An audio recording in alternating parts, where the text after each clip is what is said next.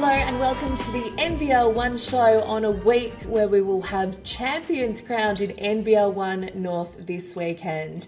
I'm Megan Hustwaite and it's great to have your company as our league right around the country is now fully immersed in finals. So best of three grand final series for the NBL One North women and men this weekend. We've got preliminary finals in a couple of conferences too and also semi-finals. So it really is all happening. We're in the thick of it and we are loving every minute of it. Coming up this week on the show, we will chat to all of our experts as usual, and we're going to head west and talk to one of the star imports of the women's season. So let's hop into it. Well, he was away last week, but we're very happy to have John Guana back with us to chat all things NBL One North, and it is Grand Final Series week. A very happy Grand Final week to you, John.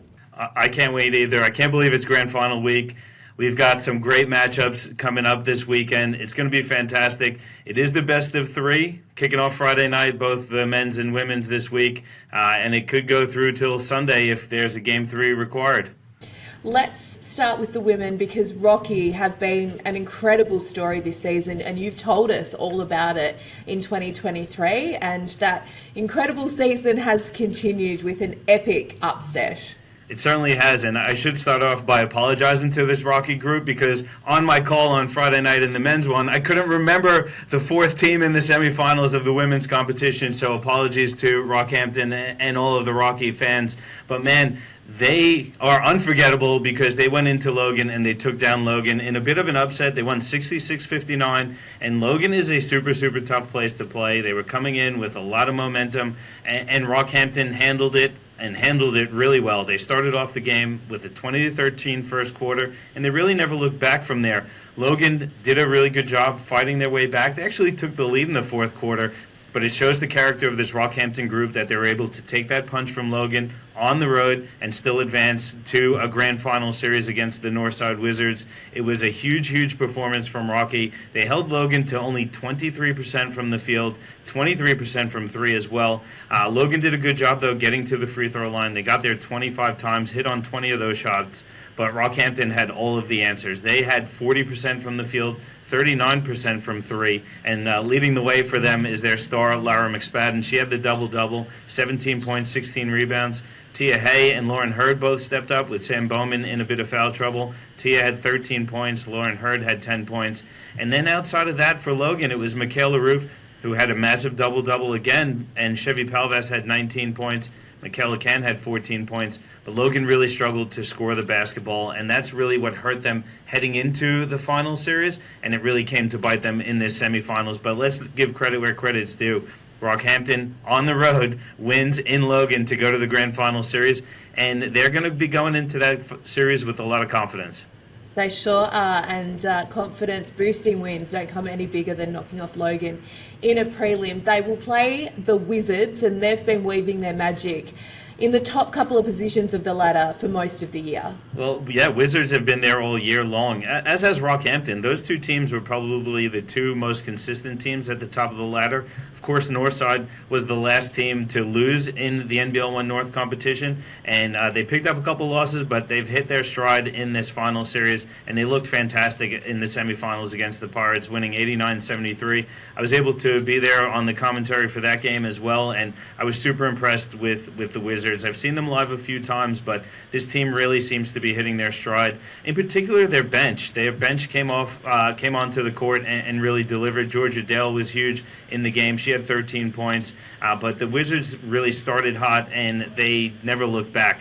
They jumped out to an 11-point lead after the first quarter, and then they won it really in the third quarter with an 18-10 quarter against the Pirates. A.J. Johnson was phenomenal in the game. They had 23 points and 12 rebounds. I really thought that they would be the big difference maker in the game, and they made me look good for once. I actually kind of know what I'm talking about, believe it or not, one of these times.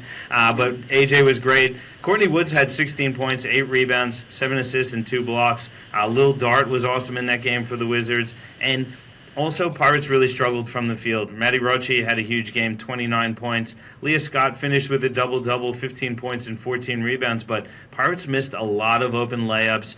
They really didn't control the pace, which is something that I think you need to do against the Wizards, because the Wizards get stops, get out in transition, and they beat you up the court, one or two passes, they're on the rim, or they're kicking it out from the paint and getting open looks from threes. And I think it's a blueprint for teams to watch that game to see how effective the Wizards can be getting out in transition. And I'm not surprised to see the Wizards there. I thought Pirates would give them more of a fight, but the Wizards were super classy over the semifinals game. It was a great performance. So it's Rockhampton and the Northside Wizards in the women's grand final, fittingly led by Lara McSpadden and Courtney Woods, as you mentioned, teammates, WNBL Championship teammates at Townsville. Great to see both of them that came off the bench in WNBL being able to transfer into the NBL One season and really lead their teams. We touched on at the start of the chat the best of three format. Tell us again when the dates are of games 1, 2 and 3 for this deciding series. So game 1 is Friday night at Northside, and all 3 games will be at Northside if necessary. So they'll play Friday night at 7 o'clock, Saturday night at 7 o'clock, and Sunday at 1 p.m. if necessary. And, it's an interesting thing. I've been covering the NBL One North for a while now, back when it was the QBL, and over the last few years, we haven't seen a 3-game series, but there has been quite a few in my time covering the league. It is certainly something that's quite unique, but I really love it because I think, you work so hard for the season. You want to give it your best crack, and sometimes you have an off night. I think the best of 3 series gives you an opportunity to maybe, not that you want to mess up, but if you do mess up or you get off to a bad start and you drop a game, you have an opportunity to turn right around and even the series and give yourself another crack at it. So I love the best of 3 series. I think it's fantastic, and I'm really expecting this to be a tough series. Rockhampton handed Northside their first loss of the season earlier in round 12. It was a close game, 83-82. And I think Rockhampton is one of the toughest matchups, actually, for Northside. They have players who can match up pretty well with Courtney Woods and Lara McSpadden. I just think that it's going to be a really, really even series, and I wouldn't be surprised to see this one go 3 games. Yeah, absolutely. We can't wait. Let's turn focus now to the men's side of things, because Ipswich have come back to get the preliminary final win and advance to the grand final series. They certainly did come back, and it was not looking good for Ipswich. They trailed by 13 after the first quarter and by 15 at halftime. Things turned around for them in the third quarter. They outscored Logan 33-14, and they were phenomenal, man. It was a crazy atmosphere in Logan. A ton of Ipswich fans traveled. I heard it was a bit chaotic and a bit tense in the crowd as well in that one, because everyone knew that there was a grand final spot on the line. Logan playing at home, it was it was Mitch Young's last game. He's announced that he's going to retire at the end of this season. It's Rasmus Bach's last game, and they wanted nothing more than to go out with a win and advance to the grand final series, but it wasn't meant to be. Ipswich, they kind of switched it up at halftime. Cam Goldfinch got ejected, and that seemed to really inject a bit of energy into his teammates. They really responded well after that. Deng was amazing in this game. 28 points, 11 rebounds. He also had 4 assists and 4 steals. Nathan Sobey, 24 points and 8 rebounds. Different players stepped up in different moments. I thought Kyron Galloway did a great job defensively on Majok Deng. Sean Bruce was really good. He had 20 points, 10 rebounds, and 7 assists. Rasmus Bach in his last game as a pro, 19 points and 8 rebounds. And Mitch Young with 8 points and 13 rebounds. But Logan just didn't have an answer for the explosion from Ipswich in that third quarter. And the force, man, what a comeback and what a way to advance to a grand final. Something that this team has really been looking for since the start of the season. It sets up an amazing grand final series. Yeah, it sure does. They did it in style, and they'll also take confidence into that series. Gold Coast, meanwhile, they have rolled in to the grand final series, and their hopes of back-to-back titles are alive. Certainly pun intended, right, Megan? For sure, because they are definitely rolling into the grand final series. And again, they also did it really comfortably. 108-95 over Southwest. Again, it was a hot start from Gold Coast that really put the Pirates on the back foot. They started 27-15 in the first quarter. The Gold Coast, they opened up that 12-point lead, and it was pretty much over from there. Anytime Pirates were able to get themselves within single digits, Gold Coast had an answer every single time. They shot the ball from the field at 46%. They hit 42% from three, did the Gold Coast. And who else but Todd Blanchfield and Jason Kadee leading the way.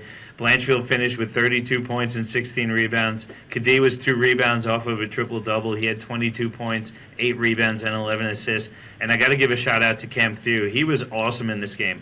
21 points, 8 rebounds. He had 5 huge blocks as well. And the Gold Coast, man, I just can't say enough about this team.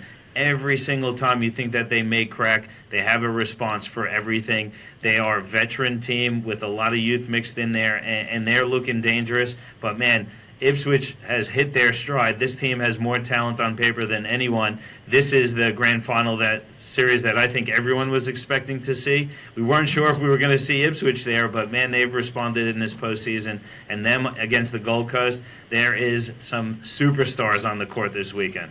Well, there's matchups across the court, isn't there? Everywhere you look, there's a great battle between Ipswich and the Gold Coast talent.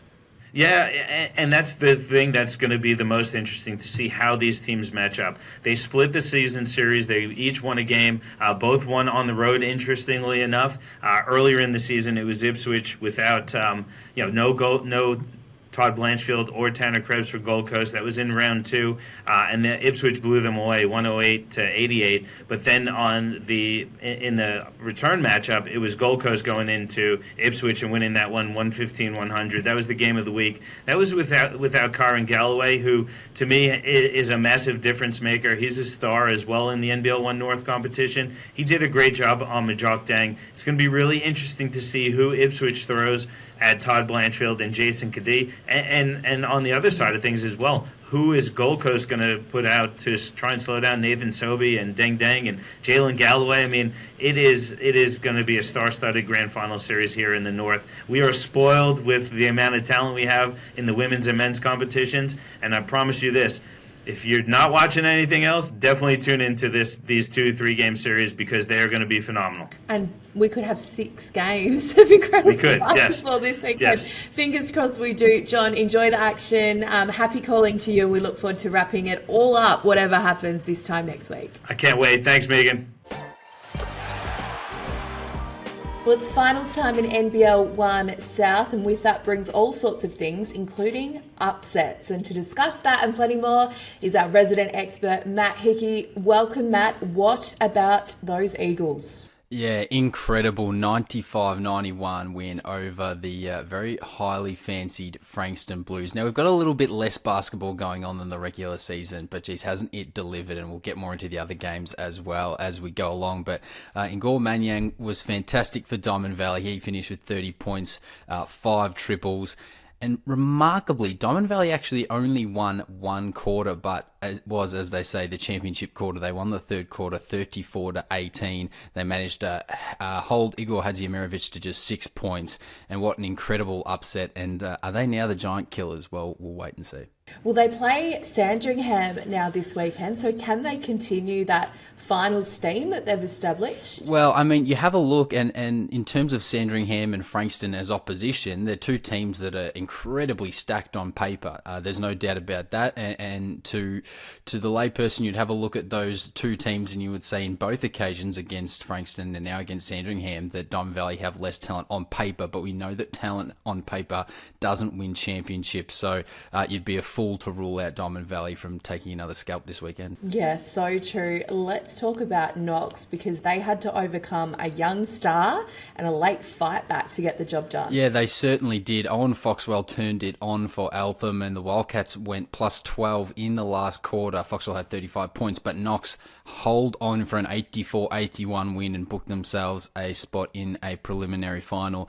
It was an interesting game for Knox, of course, finishing top seed and losing that first week. There's always doubts that pop up from people, like myself, who question, well, maybe is it out in straight sets? Well, they proved the doubters wrong in pretty impressive fashion, and the defensive effort on Callum Dalton just has to be shouted out. He's a fantastic player, a beast in the paint. He was held to 0 points and took just 4 shots. So Eltham just couldn't get him involved in the offense. And on the other end, Wayne Stewart Jr., he had 29 points for the Raiders.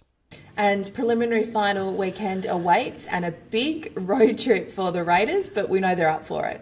Yeah, you knock over a stacked lineup in Eltham, and now you head on the road to Mount Gambier. It doesn't get much tougher, but that's the type of stuff that wins championships. Yeah, they play the Pioneers. It'll be interesting to see. Mount Gambier, of course, had that remarkable overtime game against Frankston in the first week. Maybe they needed the week off. Maybe they would have liked to roll straight into another game. We'll just have to wait and see as those two go head-to-head. Oh, let's continue the Pioneers theme and talk about the Mount Gambier women, because they have eliminated the reigning champs. They certainly have, and it's a team that's probably had the wood over them of late over recent seasons, but they get a tight win, 74-72. Mila Goodchild, well, we shouldn't be surprised because she's just that good, but she did it again when she needed to. 27 points, 7 rebounds, and a handy little 4 steals as well. Marina Whittle was good for the Hawks, as she always is, and as we know, she had 23 points, 11 rebounds, and 7 assists. But for me, I think personally the difference, and especially compared to last time the Pioneers played Ringwood, where the Hawks managed to get a pretty easy win in the regular season. Zatino Kuso, now,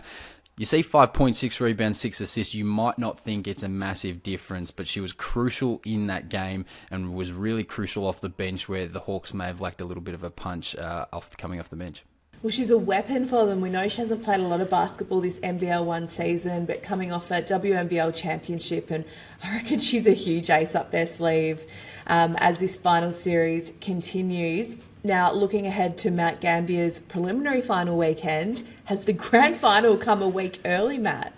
Well, I mean, I wouldn't blame you for thinking so, because Bendigo versus Mount Gambier, talk about talent, and this is not casting any doubts on Geelong and Waverley, who we know have the calibre of players to certainly make some noise and win that championship. But you take the Pioneers, who've just beat the reigning champs, they now face the undefeated Bendigo Braves, and it's that battle between Zatina Okuso and Meg McKay, which I am so intrigued about, because McKay has been really the difference, I think, for Bendigo compared to the rest of the league, doing it at an incredible level and so efficiently as well. She seems to manage to get 20 and 10 and only ever take about 12 shots a game.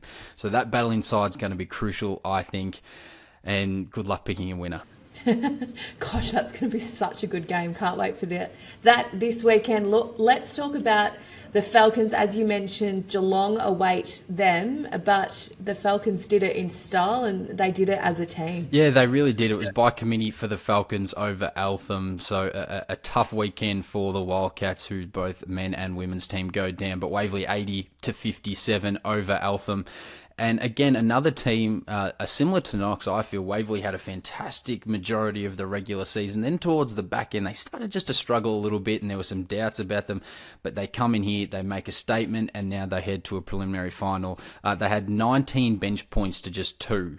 So as you get to the end of a really, really long season, it's super important that if somebody can have a punch off the bench, it tends to be the difference in games such as these. So now they go and face Geelong. Again, another big road trip. A really hard game to pick for me. I find Geelong a bit of a hard team to get a read on, but they have shown towards the back end of the season that they've found some rhythm, and they're more than capable of knocking off the top teams. Gee, some terrific preliminary finals await us in the men's and women's of NBL One South this weekend. Can't wait for the action, Matt, and we look forward to wrapping it up with you and previewing the grand finals next week. Yeah, strap yourselves in. It's going to be fun.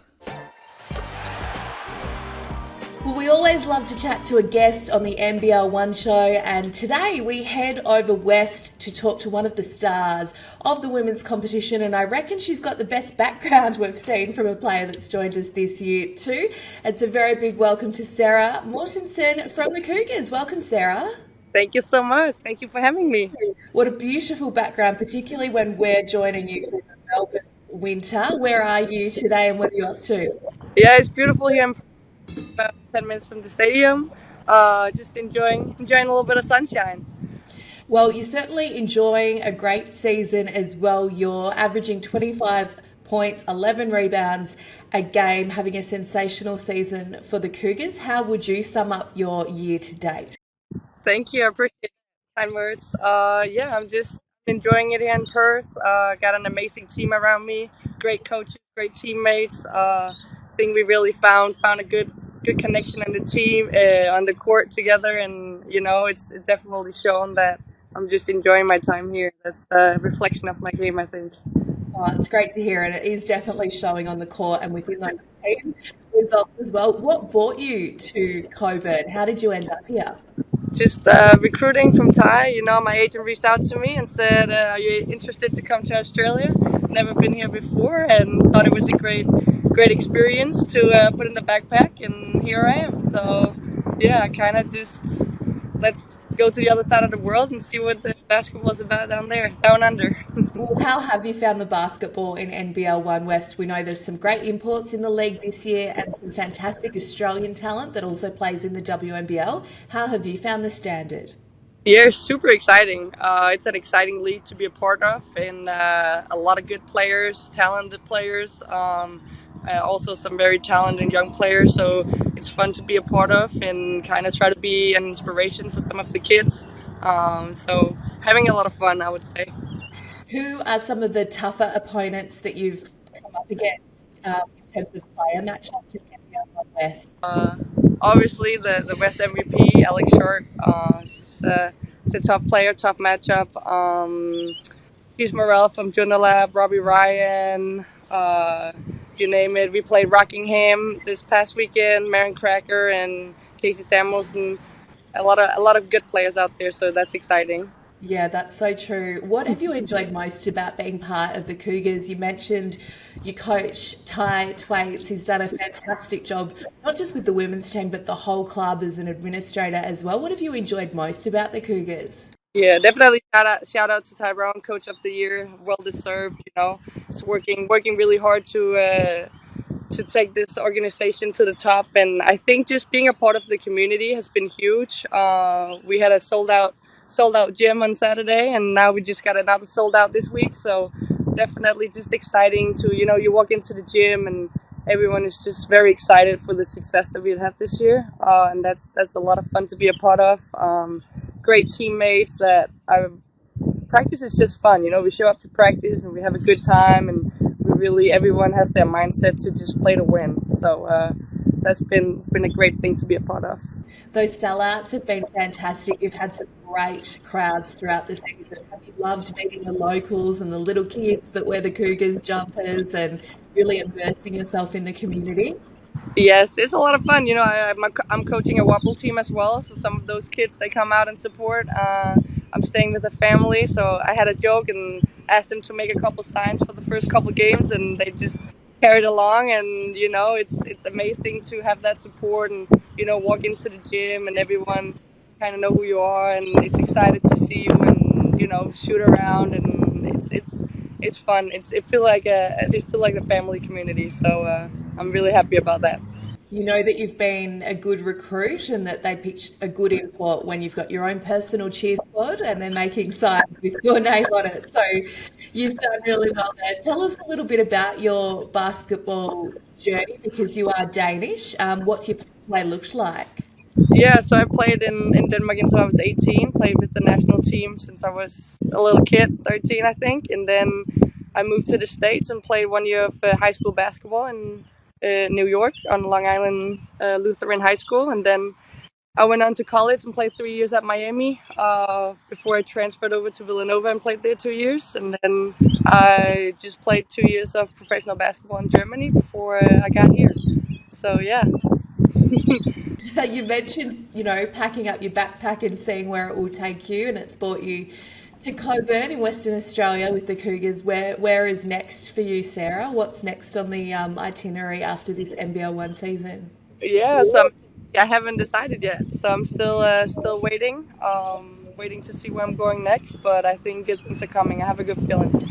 Yeah, awesome. Well, we know something that is coming next. That is the preliminary final this Saturday night. And of course, you'll discover your opponent on Thursday night, which is exciting. Tell us a bit about who you think you might play. Are you guys going to go to the game? Are you going to watch it on KO Freebies? How are you going to prepare for your preliminary final opponent?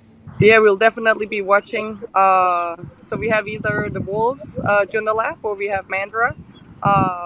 We beat Journalab 2 times in the regular season, very close games, and we went lost one and won one against Mandra. So I think it's a very tough matchup, but it's exciting. We got home court advantage. I think it's huge for us. So just wait and see, one game at a time. It's going to be so exciting. Can't wait to see the crowd there for that home preliminary final. One win away from a grand final. What would it mean to you, Sarah, to have success with this group this year? I mean, I'm already feeling the goosebumps. I think I said that in the beginning of the season. If we could go in and win on Saturday and make it to a final, that would be everything. We'll make a club history, and I think we got a good group to do it with. So I'm just excited. It's the best time of the season, right? Playoff season. So I'm just excited to play hard and see what happens. In the preliminary final, the sun is shining in beautiful Fremantle. Life is good for you, Sarah. Thank you so much for joining us on the show this week, and we wish you and the Cougars all the best for this weekend. Of course. Thank you so much for having me. I appreciate it. Well, we are in the thick of finals in NBL One Central, so let's head over to South Australia. Tristan Prentice joins us to bring us up to speed on all that's happening. Welcome, Tristan. Hello, Megan. What a great semi-final weekend it was. Rivalries, intense clashes, fast finishes, close finishes. Let's get right into it. Well, let's start with the Sabres. We know they've been a modern powerhouse in the women's competition, and they are through to yet another grand final. They are. They're through to their third grand final in the last 4 seasons, 2019, 2022 and 2023. It was some masterful coaching in the fourth quarter from Tim Short and a second half performance from Taylor Brazel, who had 16 points, 11 rebounds and 3 assists. Short actually put Michaela Williams, the Hall medalist, on the bench in the final term and went completely small ball. They went Sabre small, Megan, where he threw the Norwood Flames an absolute curveball in the final term, going with Brazel, Nicola Matthews, Kayla Matthews, Jasmine Rigoni, and Zoe Walker-Roberts. And playing Brazel at the 5 proved a masterstroke. They won 66-54 as a result of that, threw the Norwood Flames out of their sets, and it was an amazing victory for the Sabres, led by Coach of the Year, Tim Short. Let's move on to the Tigers now, because they are on a winning run of their own and one of their young stars continues to lead the way. Absolutely, she did. Bianca Stazanowski with 21 points. She actually, along with Morgan Yeager, they had 25 of the final 32 last quarter points for the Southern Tigers. But they got a fast start, courtesy of Morgan Yeager, with 13 points in the first quarter. The Tigers actually were 6 of 9 from the three-point line for a 26-15 opening. The South Adelaide Panthers, Ash Spencer and Holly Forbes, started a bit of a fight back, but they weren't able to reel in the Tigers, who made it 10 on the tear against their opponents since 2016. They eliminated the South Adelaide Panthers from the finals, 87-64 in the finish. Yeager had 30 points with 6 triples at 60%, 9 rebounds, 4 assists and 2 steals. Got some help from Brittany Hernandez and Molly McKendrick. And in the end, the Southern Tigers, they're going to go through to play the Norwood Flames at the Arc next Saturday night. That's going to be an intriguing contest, with Norwood coming off that defeat and then the Southern Tigers with some confidence after that elimination final win. Let's move through to the men's side of the finals draw now, because there was an absolute thriller in the qualifying final with the Eagles piping the Bearcats. Yeah, there certainly was. The game actually didn't get beyond 9 points whatsoever. It was really tight through the full contest. But the Eagles actually got into their first grand final since 2019, upsetting the Bearcats 81-83 at the Bearcat Cave at Port Adelaide. And it was Malik Machar with 16 points in the third quarter that seized the lead for the Forestville Eagles. But it came down to that final term, Megan, the dunks, the blocks, the big-time layups off the same play twice. We saw Drimmick get a layup. We then saw Doyle get a layup of exactly the same play. That left an opportunity for Drimmick to try and win the game for the Bearcats on the buzzer, but his half-court heave rimmed just on that final buzzer. And unfortunately, the Bearcats will have to go through and play their next opponent. Machar had 26 points, including 4 triples, 6 rebounds and 5 assists. Greg Mays with 20 points. Anthony Drimmick had 25 points with 5 triples, 6 rebounds and 3 assists and steals. Mitch McCarron narrowly missed a triple-double with 15 points, 12 rebounds, 9 assists and 3 steals. But all credit to the Forestville Eagles. They're through their first grand final since 2019, Megan. Then on to the Sabres. They've advanced and in doing so have eliminated last year's championship team.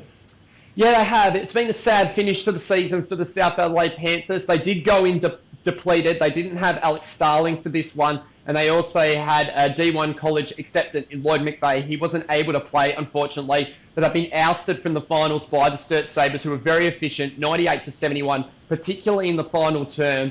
Bobby Brennan set up the victory for the Sturt Sabres in that final term with 13 points and 6 rebounds. But up to that point, it was Daniel Johnson again doing the damage. He had 22 first half points, but was quiet after that with only Sam Johns and Todd Davies, who also scored 22 points, able to bring the Panthers back into it. Our coach's MVP in Jordan Forbes, 21 points, 10 rebounds, 6 assists and 2 blocks, was fantastic. But full credit has to go to Tobias Dowdell, someone who has played in big finals, obviously had a bad final last week with that foul right at the end of the game against the Forestville Eagles, bounced back with 14 points and 5 rebounds, but set it up in the opening term with 7 points himself, Megan. So we're going to get the Sturt Sabres up against the West Adelaide Bearcats next Saturday night at the Bearcat Cave to see who goes through to meet the Forestville Eagles at the Adelaide 36ers Arena for the grand final.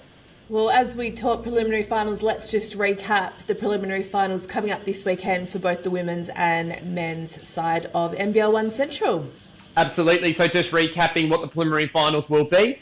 We'll have the Southern Tigers up against the Norwood Flames at the Arc on Saturday night, followed by the West Adelaide Bearcats hosting the Sturt Sabres to play off for positions to face the Sturt Sabres in the women's, who are gunning for an undefeated season, the first one since 2018 of the North Adelaide Rockets. And of course, West Adelaide and Sturt, as we mentioned before, going up against the Forestville Eagles. So whichever teams get through, Megan, they're going to be two very intriguing matchups in both grand finals, but I can't wait for these prelims this weekend. It's going to be sensational. It's going to be a fascinating weekend, and we will be back this time next week to wrap them up and look ahead to the grand final weekend. Thanks, Tristan, and we'll see you next week. No problem at all, Megan. Always a delight to talk hoops with you in NBL One Central. Well, we are in our NBL One East finals era and also our Barbie era. And when we talk NBL One East, we do that with our NBL One East Barbie. And that is you, Jacinta Govich. You've had a busy weekend of NBL One and the Barbie movie. Welcome. Yes. Hi, Barbie.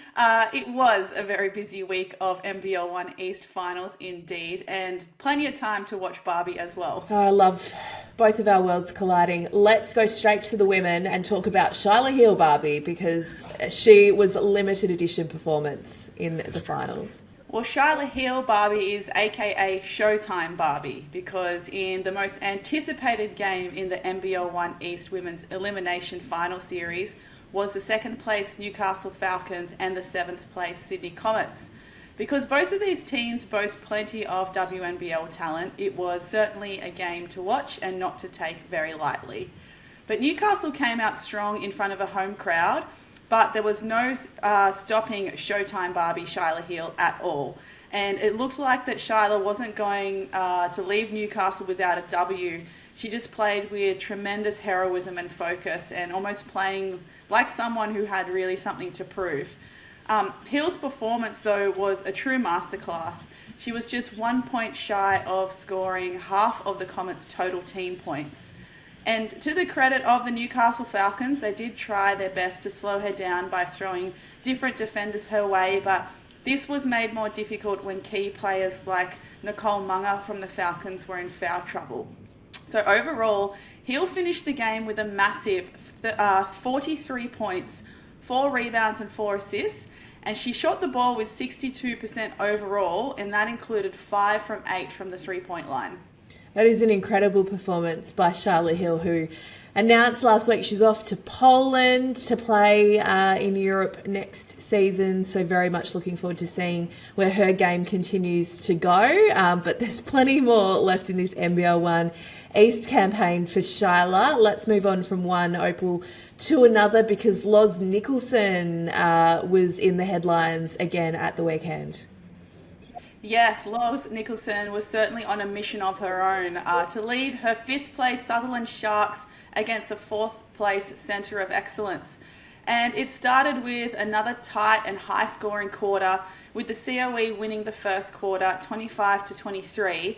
but the Sharks just absolutely took over in the second quarter, winning 18-30. And in what was statistically a very close game on paper, the COE ended up finishing strong and limiting the Sharks to just 12 points in the final quarter, winning the game at 93-88. But you are right, Megan, it was the true standout and Australian opal in Lois Nicholson who also just took over in this game. She was aggressive from end to end, making the most of every scoring opportunity by pushing the ball in transition and producing a lot of N1 plays. And she even hit a very important three-pointer to tie up the game with just under a minute to go for the whole game. So this game really, really went down to the wire.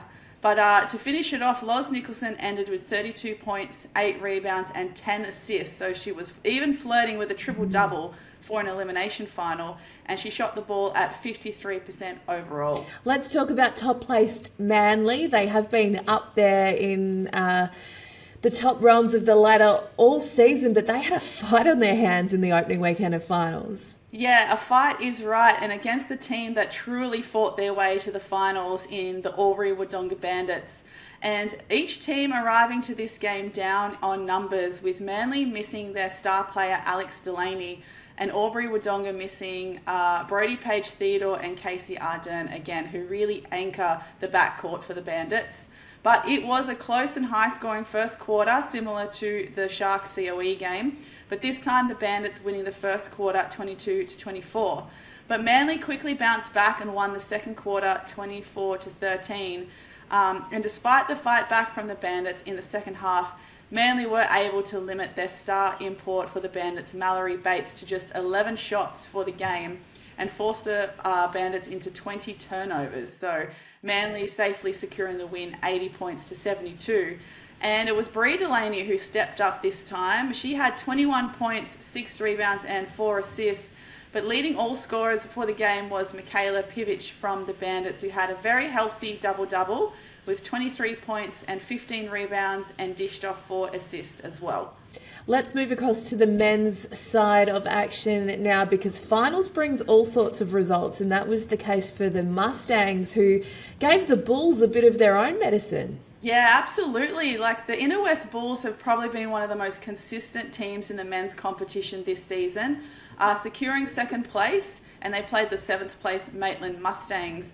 And they've only played each other once in the regular season, with the Bulls only winning by 6 points on that occasion. But for this elimination final, it was a very fast-paced game. The Maitland Mustangs were more disciplined and united in this game compared to other games, winning the rebound count and reducing their turnovers, which has been a bit of an issue for them this season. They certainly improved their defensive intensity as well, with Inner West Bulls only shooting at 33% overall, which is very unlike them, and compare that to a very healthy 50% from the Mustangs, and that included 48% from the three-point line. So Maitland really turned up this game. But by half-time, it was still all tied up, and in the second half, the Maitland Mustangs just outran the Bulls, and they ended up winning the game 81 points to 92. But leading the charge again was Matt Gray. He led this upset win with a double-double of 30 points and 11 rebounds, and he shot the ball at 61%. And the best for the Bulls was their import, Chris Bryant, with 26 points and 10 rebounds. What about the Sharks? It was an all-out attack on the Bears. Oh, absolutely. I don't think the Bears saw this coming, because unfortunately, whatever could go wrong for the Bears did go wrong in this elimination final. But there is just something about the Sutherland Sharks men's program when it comes to finals time. They just know how to turn it on at the right time. Everything is in sync. They just seem way more focused, and they totally dismantled the Bears in the first quarter, winning that one 18-30. North committed a very uncharacteristic 20 turnovers overall and shot at only 30%. And the Sharks took advantage of the Bears' limited inside presence by scoring 50 of their 85 points in the paint and got to the line 27 times. So the Sharks also had 4 players in double figures, and this was led by Adrian Cabrera, who had 21 points, 6 rebounds and 4 steals in one of the best games of the season and the Sharks winning that one 66-85. Let's finish with the COE. We know they are packed to the brim full of young talent, and they continue to show why they are the pace setter in NBL One East men. Yeah, they certainly are, and pace is right. Like, it can be really difficult to keep up with the pace of some of these games, and the COE are up there with the best of them, obviously being first place all season in NBL One East, and they faced an 8th place Newcastle Falcons in this elimination final. They were off to a slow start, and some of us watching in the crowd of other games were keeping an eye on the score on the NBL One app, and both very excited and very worried when Newcastle Falcons had an early lead. But soon enough, the COE did find their rhythm, and they certainly weren't looking back, winning the third quarter 36 points to 14. And 5 of the 8 players from the COE were all in double figures. They just put on an absolute clinic from the 3-point line, shooting 16 from 31, which is 52% overall. But it was future Perth Wildcat Ben Henshaw who finished his NBL One East career with a big game. He had 23 points, 6 assists, and new recruit Kyle Savage also showing up with 18 points and 5 assists. Unbelievable to think that it's simply a team full of teenagers, and who knows what they might achieve in the next couple of weeks. Love that people are on the NBL One app checking what's going on at other venues. We love the drama that comes with finals, and look forward to chatting to you about semi-finals next weekend. NBL One East. Barbie, thank you. Jacinta Govind. Bye, Barbie.